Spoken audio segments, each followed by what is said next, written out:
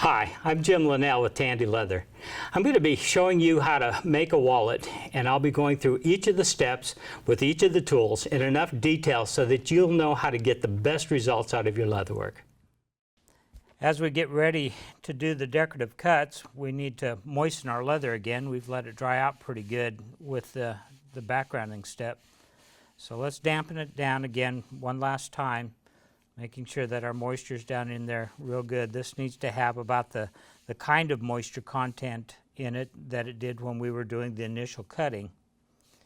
And so we're going to let that start to dry back a little bit, but as it's doing that, let's make sure our swivel knife is ready to go again. Let's get that blade all polished up, working good and smooth again.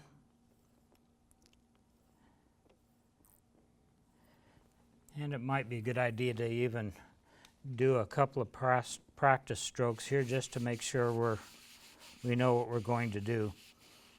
Decorative cuts, there's no lines on the leather to follow. Everything we've done so far, there's been lines that we traced in there which we followed when we cut. There's been lines that we followed with the beveler. There's been areas that we kept the pear shader within. But when it comes to the decorative cuts, there's really nothing on there for us to follow. These are done freehand. They are put in to add some decoration to your design. So what do those cuts look like?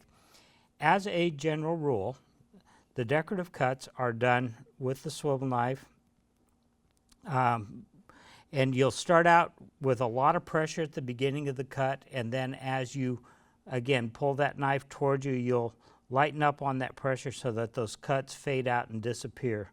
So you'll see a lot of tapering. It'll look like when you do a series of cuts in a flower petal, it'll look like all of these cuts were going to eventually come together and meet if they went far enough, but as you get toward the center of the flower or whatever, they actually gradually fade out and disappear. So practice a little bit. If you got some scrap leather, this is something that always is good to do. Make sure that you can make those curving cuts running both directions. Work on this tapering with this fading out so that you can give it a nice flow to your design. When doing the decorative cuts, these will generally follow the flow of your design.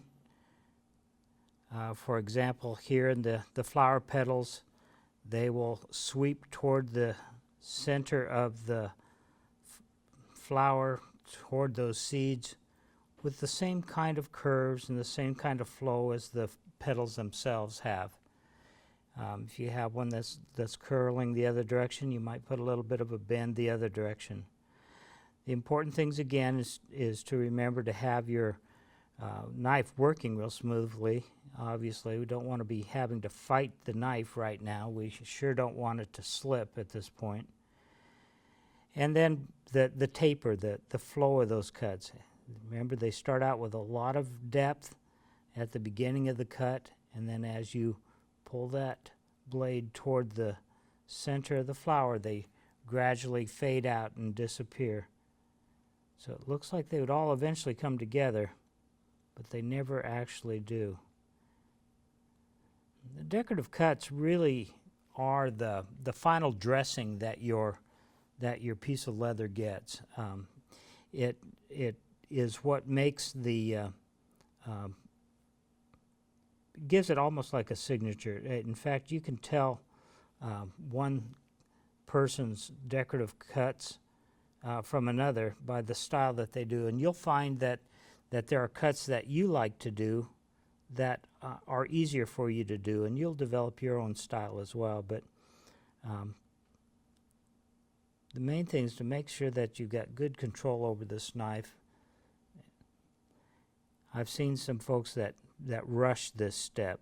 They think that these cuts have to be done with a flourish. They have to be done with a snap or something like that. But you can see that I'm going very slow and very deliberately with these cuts. I don't want them to go somewhere I don't want them. I don't want any mistakes.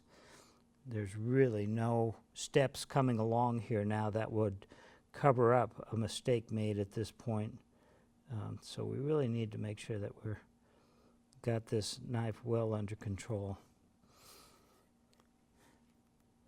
On these large broad leaves, if we just left them plain, even though they'd have some contour and some shape because of the work of the pear shader, it looked pretty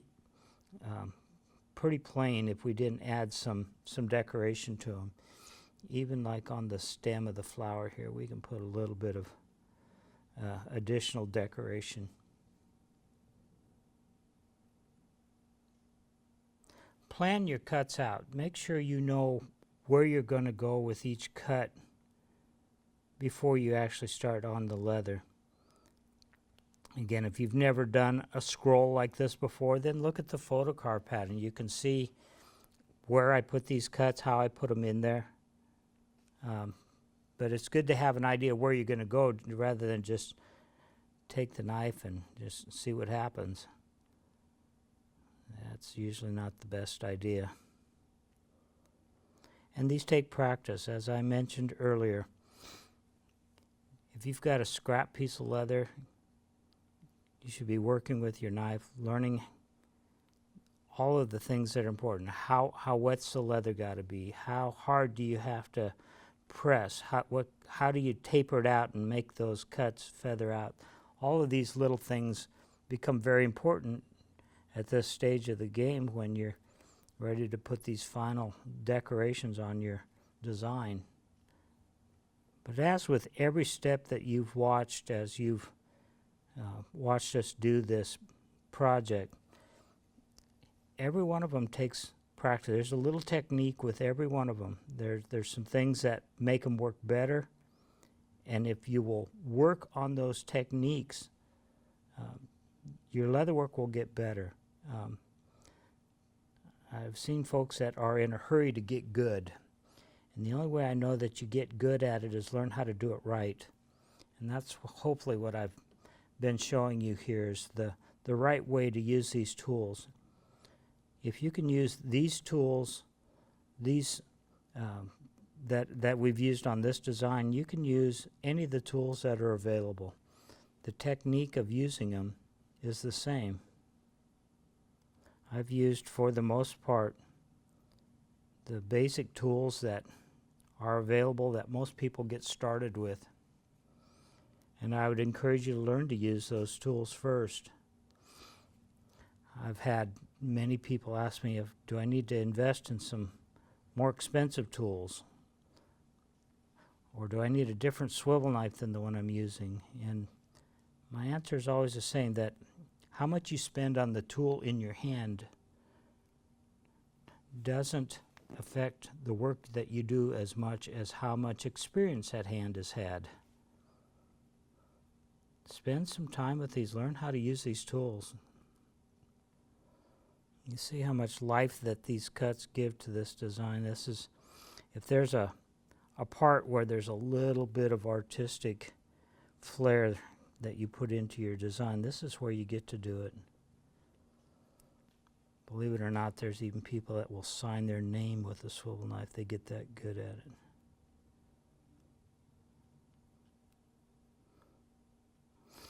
Moisture content's important for the decorative cuts. Obviously, we want these cuts to open up nice and wide. Don't want them closing back up. We want good depth with them. So having that leather at that just right amount of moisture is real important. Make sure we didn't miss anything.